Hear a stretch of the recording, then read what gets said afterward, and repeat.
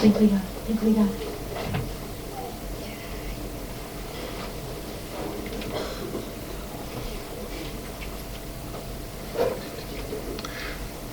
Primeira carta de João, capítulo 1. Texto bastante conhecido.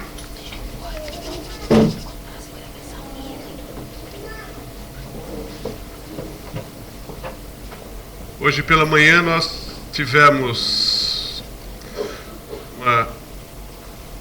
como é costume, uma reunião de oração, no primeiro domingo do mês, e o Pedro Silva colocou aqueles cartazes ali na parede e sugeriu que nós preenchêssemos com motivos de gratidão por 2014, pela igreja em particular, mas também alguns assuntos pessoais e motivos de oração, pessoas descrentes pelas quais estamos a orar.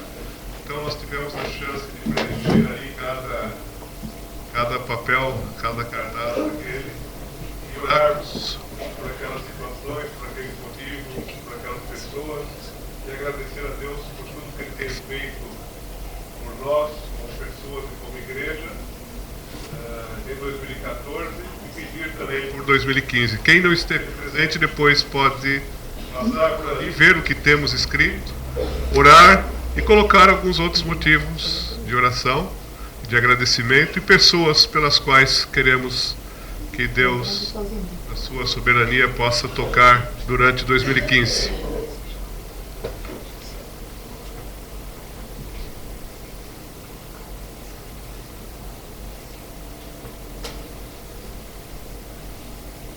Primeira carta de João, capítulo 1, versículo 8 ao capítulo 2, versículo 2, e depois mais um versículo que é o 12. O texto é conhecido e diz assim: se afirmarmos que estamos sem pecado, enganamos a nós mesmos e a verdade não está em nós. Se confessarmos os nossos pecados, Ele é fiel e justo para perdoar os nossos pecados e nos purificar de toda injustiça. Se afirmarmos que não temos cometido pecado, fazemos de Deus um mentiroso e a sua palavra não está em nós. Meus filhinhos, escrevo-lhes estas coisas para que vocês não pequem. Se, porém, alguém pecar, temos um intercessor junto ao Pai, Jesus Cristo, o justo. Ele é a propiciação pelos nossos pecados, e não somente pelos nossos, mas também pelos pecados de todo o mundo. Agora o versículo 12. Filhinhos, eu lhes escrevo porque os seus pecados foram perdoados, graças ao nome de Jesus. Vamos orar mais uma vez. Senhor, agradecemos pela Tua palavra e pedimos que o Teu Espírito Santo possa comunicar os princípios desse texto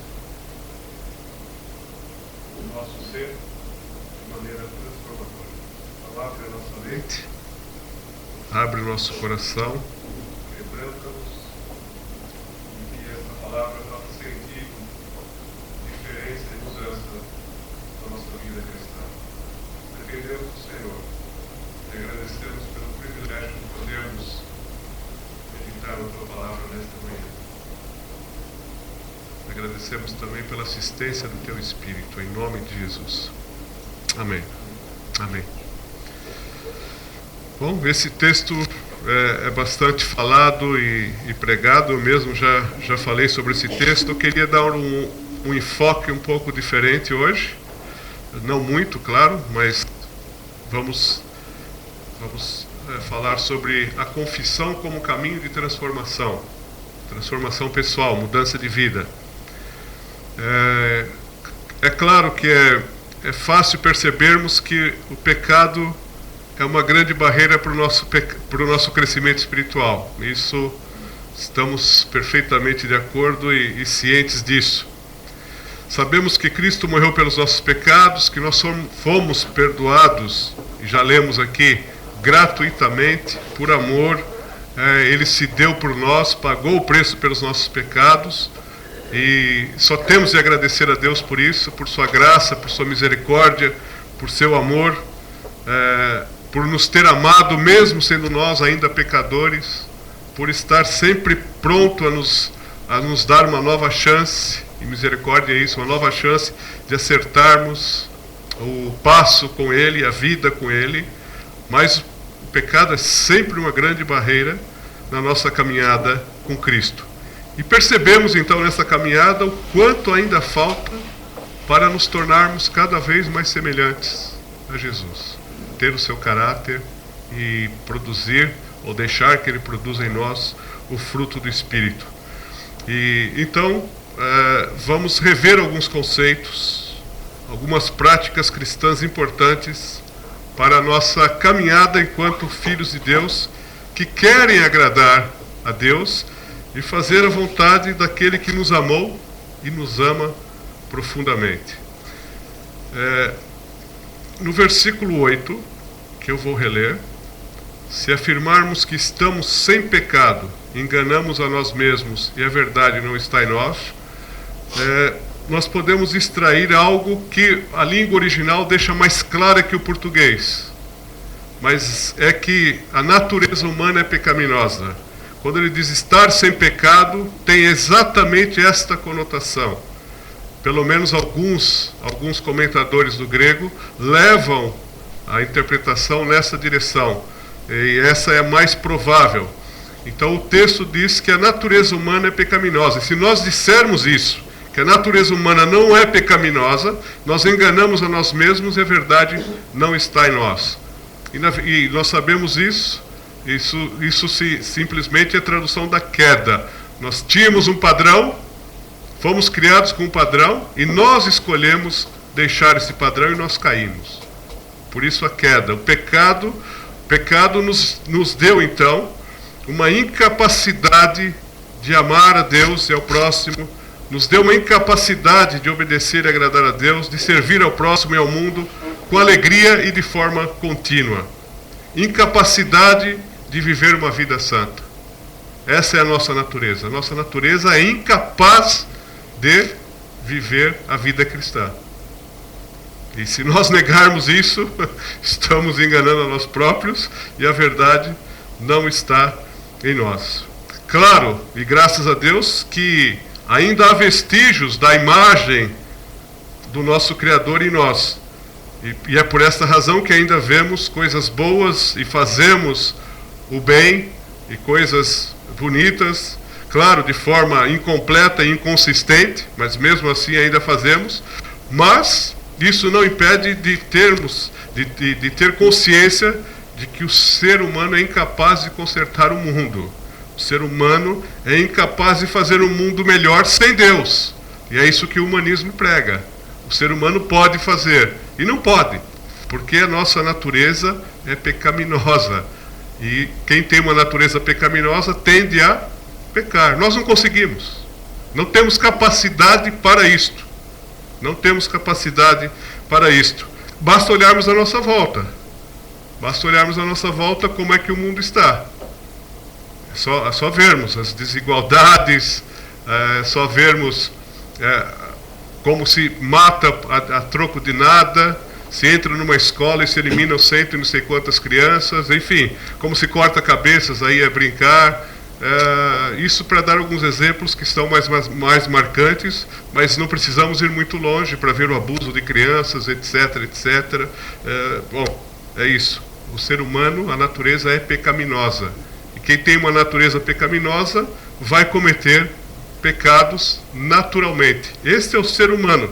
O próprio Salomão escreveu lá em Eclesiastes 7:20 que não tem um só ser que seja correto e que faça o bem continuamente, que não tenha pecado, porque todos pecaram, agora voltando para o Novo Testamento, e estão afastados, destituídos da glória de Deus.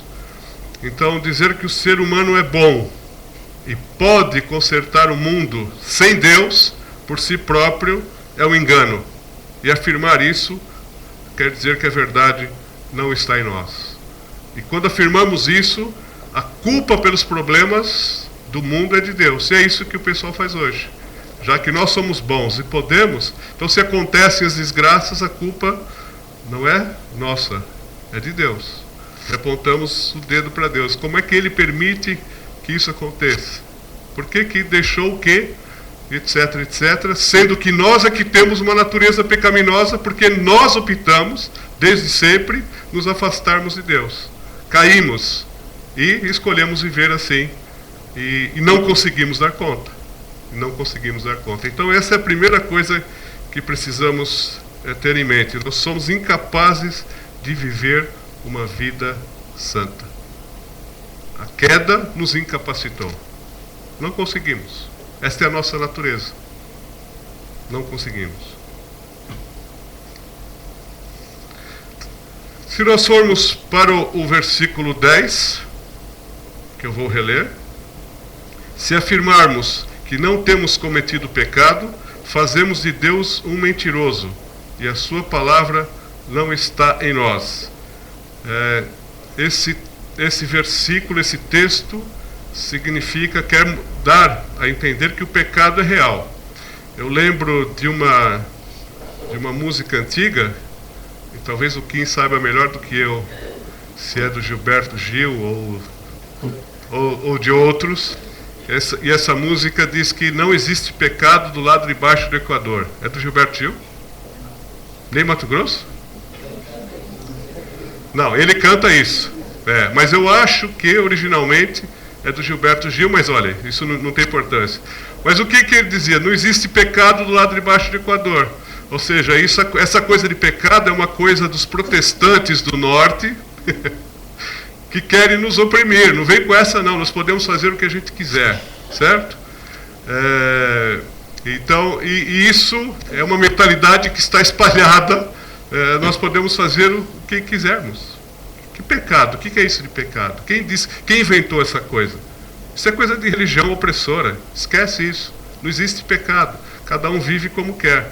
Ou seja, então há uma tentativa, sempre houve uma tentativa de relativizar ou tirar a importância do pecado.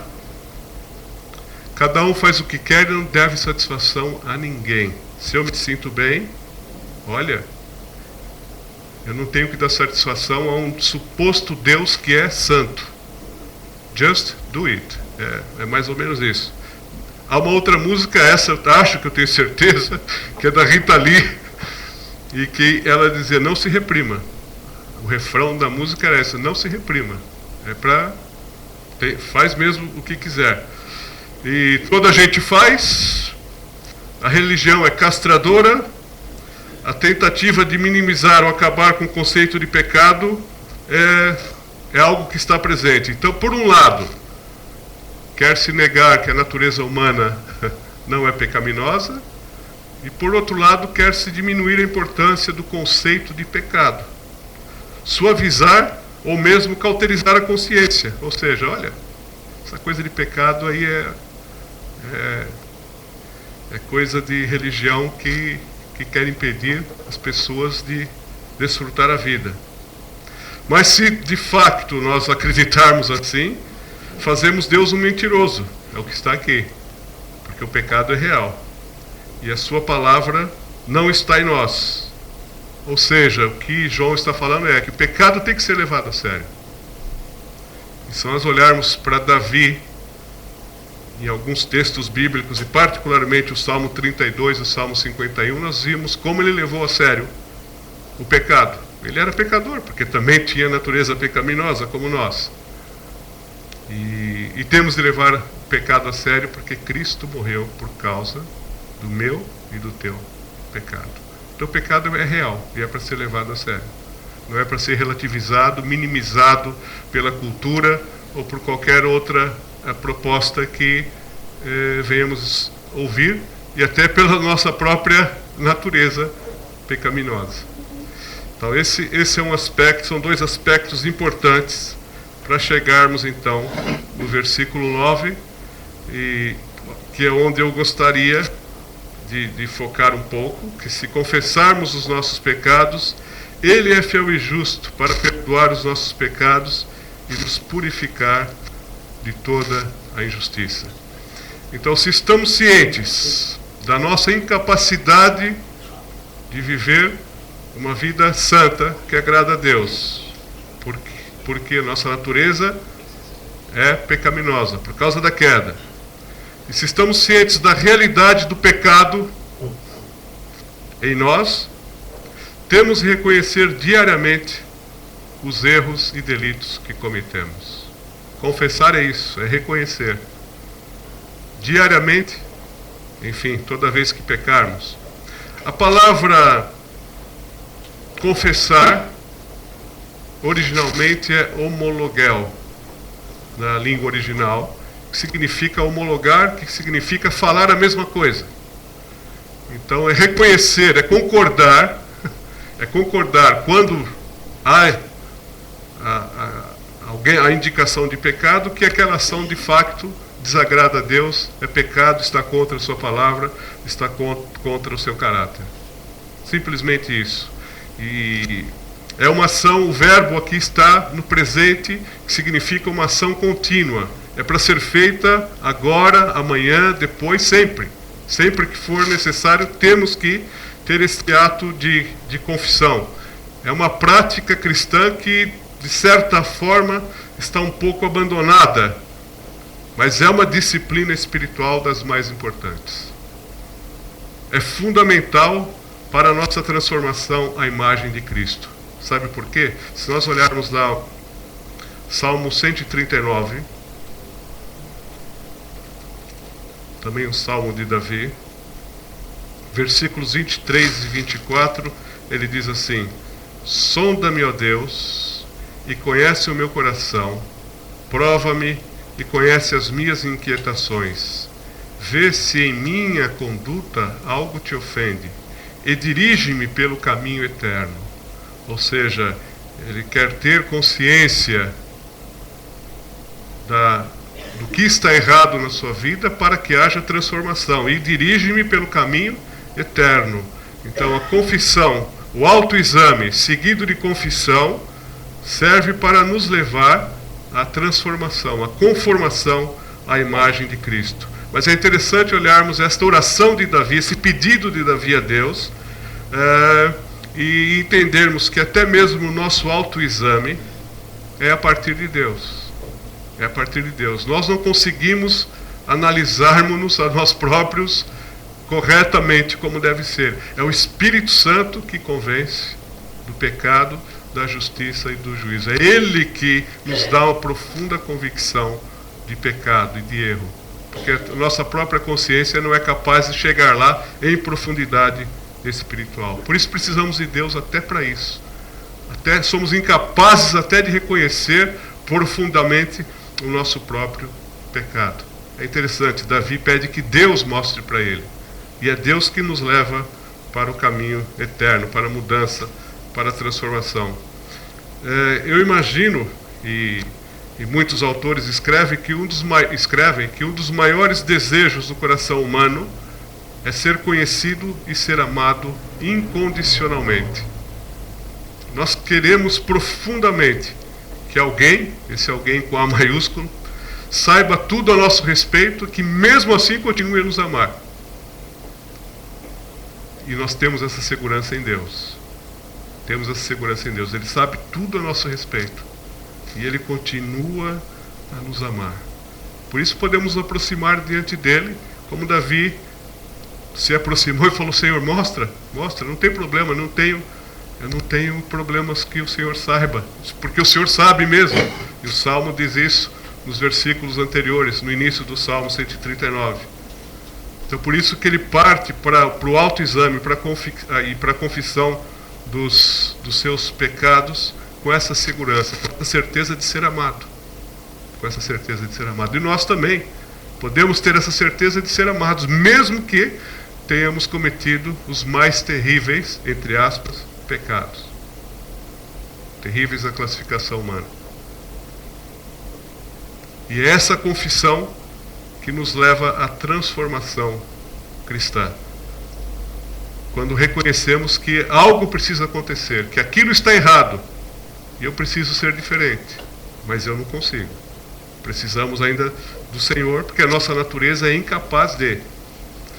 Há uma pessoa, um tal de Robert Mulholland, que disse que o processo de ser conformado à imagem de Cristo acontece exatamente quando reconhecemos as áreas da nossa vida que não estão semelhantes ao caráter de Cristo e ao fruto do Espírito Santo. Então, o processo de ser conformado à imagem de Cristo acontece quando reconhecemos essas áreas que precisam ser transformadas à imagem de Cristo. E ele diz que essa é a nossa cruz. Ele diz que, e isso baseado no versículo de Paulo que diz: já estou crucificado com Cristo, não sou mais eu quem vive, mas Cristo vive em mim. Eu não sou capaz de viver a vida cristã. O pecado me incapacitou, mas Cristo é capaz. E o perfeito, que é Cristo, vive em mim. Então, se eu dar espaço para Ele viver, eu posso viver, então, uma vida cristã. Na verdade, Ele vai viver através de mim, através de cada um de nós. E o ponto de partida é reconhecer as áreas que Ele precisa trabalhar, que Ele ainda não trabalhou. E são muitas, pelo menos na minha vida, são muitas. Então, o nosso esforço carnal de viver uma vida cristã não vai resultar. Às vezes melhoramos em algumas áreas, mas aquilo tem uma duração e uma profundidade que são mínimas. Mas, claro, cooperamos com Cristo. E a nossa cooperação maior com Cristo é dar espaço para Ele nos transformar. Reconhecer que não conseguimos e deixar que Ele viva em nós e através de nós, porque Ele pode fazê-lo. A vida cristã é Cristo a viver em nós. É uma vida sobrenatural, não é produto do ser humano. Não é produto do ser humano, porque o ser humano é incapaz de viver a vida cristã. A nossa natureza não nos leva para aí. Não nos leva para aí. Então precisamos nos render completamente a Cristo e deixar que Ele nos transforme a sua imagem e a sua semelhança. E a confissão faz parte disso. Então a confissão não visa trazer vergonha, muito embora uma tristeza, segundo Deus, por causa do pecado, uma tristeza temporária, leva ao arrependimento. Então, a confissão não visa trazer vergonha, mas sim um senso de purificação, de liberdade. Liberdade porque eu posso ser quem eu sou, e eu posso ser real, eu não vivo num mundo de faz de contas. A minha realidade é exatamente aquela que Deus mostra e conhece. E também de alívio. Quando a confissão é completamente praticada, ela pode envolver 3 aspectos. Um aspecto pessoal. Pessoal entre eu e Deus, onde eu reconheço diante de Deus a minha incapacidade, os meus erros, meus pecados, minhas falhas, etc. Pode ter um aspecto interpessoal, que envolve a mim e o outro, ou os outros, em duas vertentes.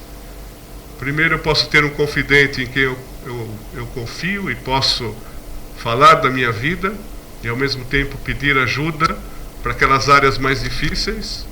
Pode até ser um conselheiro. E pode ter um aspecto entre mim e o outro, no sentido de que se eu ofendi alguém, se eu magoei alguém, se eu pequei contra alguém, eu preciso ter com essa pessoa para acertar a vida, pedir perdão e restituir, se for o caso, etc, etc. E tem um aspecto comunitário, ou seja, a confissão pode acontecer também no contexto da igreja reunida, no contexto de culto e de adoração. Então, a confissão envolve esses 3 aspectos: o pessoal, o interpessoal e o comunitário. E a combinação desses 3 aspectos é que mantém a confissão, ou deveria manter a confissão saudável e frutífera. Frutífera no sentido de produzir os resultados de mudança na nossa vida. É fácil confessar os nossos pecados a Deus no privado e fazer uma confissão geral como parte do culto e etc. Né? Não, eu venho aqui confessar todos os meus pecados. Eu não disse nada, certo? É fácil fazer isso. Agora, o difícil mesmo é confessar o nosso pecado chamando pelo nome. O meu egoísmo, a minha esposa, por exemplo, confessar a inveja para um amigo, impaciência para com os filhos ou para com os pais, o mau uso do tempo, o mau uso do dinheiro, cobiça, desejos ilícitos, prioridades erradas, enfim.